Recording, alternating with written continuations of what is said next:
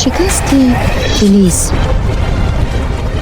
Сардори лашкари Турон ҳангоми хоб хеле хушҳол буд. ӯ ба лашкари худ омадани Эраҷро фоли нек донист. аз шодӣ Эраҷро ҳам хоб намебурд. бо ин лашкар тасодуф омадан ва дар рӯзи аввал кушта шудани Ҳиндилдевро барои худ фоли нек ҳисоб кард.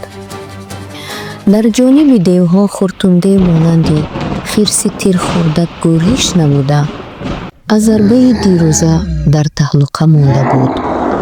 бо фармони Хуртумдев тамоми ҷодугарон ва саркардагони сипоҳи девон ҷамъ шуданд.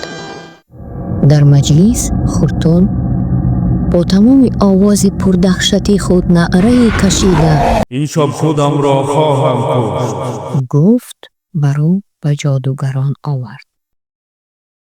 солҳост ки неъмати давлати девонро хӯрдаем. акнун вақте расидааст ки дар ин рӯзҳои хатарнок барои мо ёрӣ диҳед. ифрити оташнафас аз ҷо бархоста гуфт: فردا با علم جادو چنان آتش بارانم که از لشکر توران کسی زنده نماند. қанноати санбори ҷоду аз ҷой бархоста ба Хуртун тасаллӣ дода гуфт: فردا با علم جادو سنگ بارانم که به سر هر یک سربازی تورانی 100,000 سنگ افتد. дигар сардорони лашкари девҳо ҳам дар навбати худ ваъдаҳо дода ба ҷойҳои худ баргаштанд. вале аз таҳлуқаи фардо дар лашкари девҳо касеро хоб набурд. Хуртун аз муҳофизати якум ноумед шуда ба тариқи махфӣ ба тилисми дуюм ба говсари дев нома навишта аз вай мадад хост. субҳ ҳанӯз офтоби оламтоб заринушу набаромада буд ки Эраҷ аз хоби роҳат сар бардошт ва худро бо либоси оддӣ ороста дар пеши лашкари Турон монанди кӯҳ истод. лашкари Турон ҷасоратии ӯро дида ба вай муҳаббат баста буданд. ҳар яке ба сӯи ӯ нигоҳ мекарданд. дар ин лаҳза сардори лашкар аз хаймаи худ баромада дасти Эраҷро фишурда ҳолпурсӣ кард. дар ин ҳангом аз ду тараф ҳам карнаи ҷанг навохта шуд. сипоҳи девҳо аз бисёрӣ майдони ҷангро монанди намади сиёҳ фаро гирифта буданд. лашкари Турон ҳам саф кашид. аз тарафи турониён ҷавони далери бо шуҷоате ба майдон баромада мубориз талаб кард. аз тарафи девҳо деви сангин ки саркардаи 1000 дев буд ба майдон даромад. ин ду мубориз ба майдон даромада ба якдигар рӯбарӯ шуданд. дар ин ҷанг шамшеру камону найзаву гурз ба кор нарафт. ҳарду аз асп фаромада камарбанди якдигарро гирифта ба куштингирӣ даромаданд. ногоҳ далери фарғонагӣ як наърае кашида девро ба замин зад ва бо ханҷар корашро тамом кард. бо ҳамин аҳвол 7 деви калон бо дасти ҷавони фарғонагӣ кушта шуд. ногоҳ гурӯҳи бисёре аз девҳо якбора ба сари ин ҷавон ҳуҷум оварда ӯро асир карда ба қалъа бурданд. ин дафъа худи сардори девҳо Хуртун ба майдон омада чунон наърае кашид ки тамоми замину замон ба ларза даромад ва аспҳо ба даҳшати овози ӯ рамиданд. Хуртундев фарёд бароварда: эй турони хирасар, эй хотили Ҳиндилдев, агар аз мардонагӣ нишоне дорӣ ба майдон даро, то ки гардатро ба ҳаво барорам. ҳеҷ кас аз лашкари одамизод ба муқобили Хуртун нарафт. сардори лашкар хост ки худаш равад. Эраҷ сари роҳи ӯро гирифта: то ман зинда ҳастам, шуморо ба майдон рафтан намемонам, гуфта сипари ӯро ба даст гирифт ва ба майдон даромада чунон асп давонд ки ғайр аз чанги пои аспи вай касе чизеро намедид. ӯ монанди уқоб ба муқобили ҳуртун омада истод ва агар лаҷоми аспашро намекашид, аспаш аз болои сари ҳуртун гузашта мерафт. вақте ки чашмаш ба Ираҷ афтод, дилаш ларзид, вале сирбой надода хандид ва гуфт: эй кӯдак, ҳанӯз ба вақти бо паҳлавон ҷанг кардани ту нарасидааст. Ираҷ аз таҳқири вай дар ғазаб шуд ва гуфт: хандаи охирине буд ки кардӣ. акнун туро ба пеши ҳингилдев мефиристонам. ҳуртун аз ин хашмгин шуд ва гурзид 700 мандии худро гирди сар чархонда хост ки ба сари Ираҷ занад, вале вай бо чобукӣ худро ба зери сипар гирифт ва зарбаи аввалини ӯро рад намуд. дар зарбаи сеюм камари аспи Ираҷ шикаст. ин чунон зарбае буд ки агар ба кӯҳ мерасид, кӯҳро ба замин яксон мекард. урдуи ҳарду тараф гумон карданд ки Ираҷ тамом шуд. Ираҷ якбора аз зери сипар монанди офтоби аз паси абр баромада намоён шуд ва ба вай зуд аспи дигаре расонданд. мисли шоҳин ба рӯи асп парида бо шамшери ҷонситон ба ҳуртун ҳамла овард. ҳуртун худро бо сипар пинҳон кард. Ираҷ ба сипари вай нигоҳ накарда бо шамшир аз зери дасти росташ чунон зад ки дасти росташ бо сипар 100 газ дуртар рафта ба замин афтод. вай фарёд кашида мадад талабид. тамоми девҳо ба ҳуҷум омаданд. лашкари Турон ҳам ба фармони сарлашкари худ ба ҳуҷум даромад. ҷанги мағлуба сар шуд. ба сару пои деву одамӣ монанди барги хазон ба замин мерехт. лашкари девҳо мағлуб шуда ба тарафи қалъаи Тилис гурехт ва лашкари Турон онро таъқиб намуд. ифрити оташнафас ва қанноати ҷоду душвории аҳволро дида ба амалиёти худ сар карданд. якбора аз тарафи Тилис оташу санги беҳисобе мисли борон ба боридан сар кард. лашкари Турон ба назди Тилис рафта натавонист. ҳаво ҳам торик шуд. касе касеро намедид. аз ин ҳол лашкари Турон ба ваҳм афтод.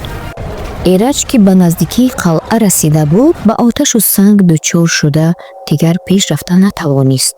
ва ногоҳ дафтарчаи устодаш додагӣ ба хотираш омад. онро аз киссааш бароварда нигоҳ кард.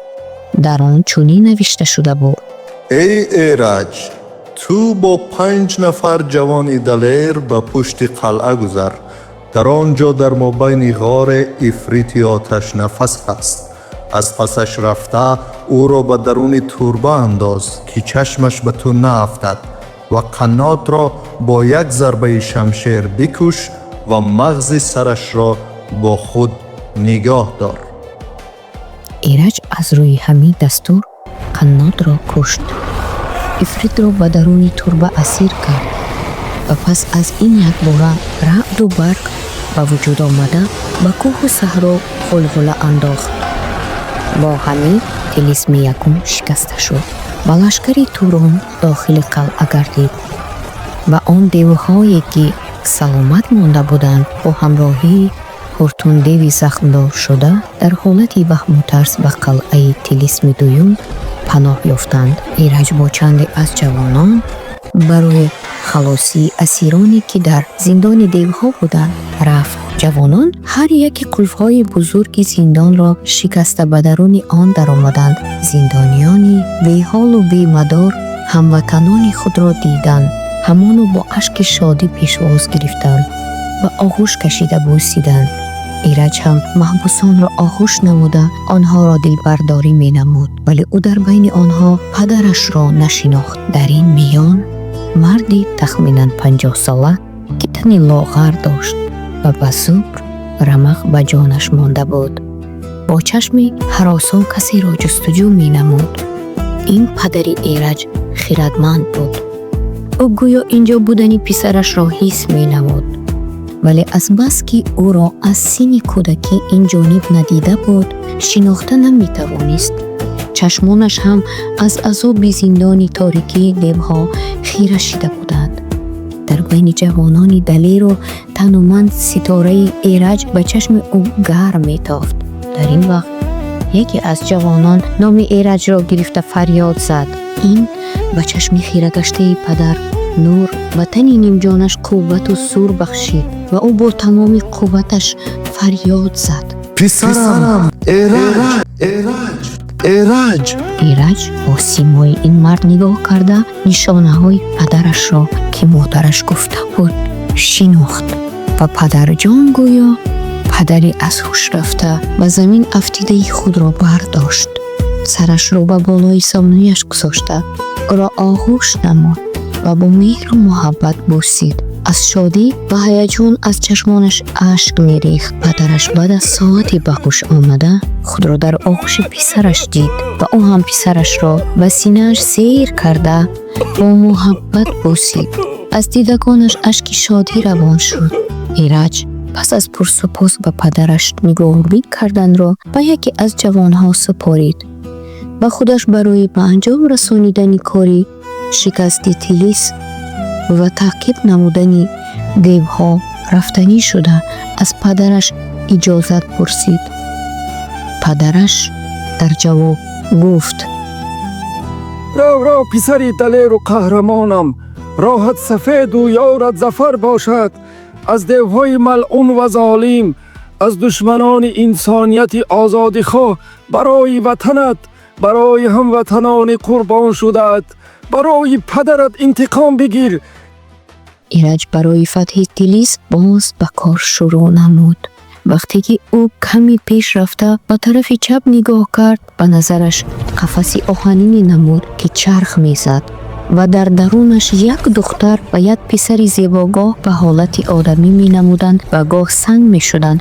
Эраҷ бо ҷавонон ба қафас ҳуҷум карданӣ шуд ки якбора қафас ҷавононро ақиб ронд ва ҳар яке ба 10 газ дурӣ рафта ғалтиданд.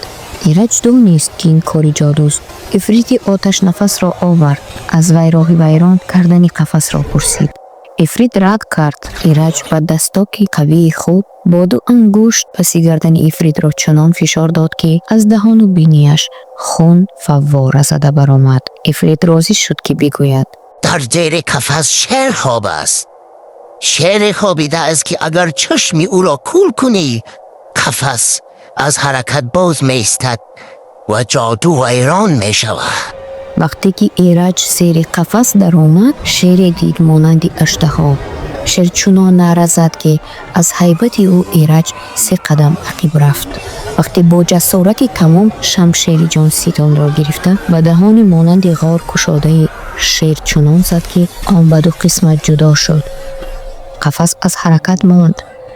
Эраҷ он 2 ҷавонро аз қафас озод кард. Эраҷ гурӯҳе аз сипоҳиёни далеро ба таъқиби девҳо фиристод ва гурӯҳеро ба ҳар тарафи қалъа ба бандаргоҳҳо ба дидбонӣ гузошт. қисми дигареро барои нигаҳдории интизоми шаҳр ва гуфтукови девони боқӣ монда таъин намуда, худаш ба пеши сарлашкар рафта гуфт: акнун бояд хабари фатҳро ба ҳамаи халқи Турон замин бифиристем.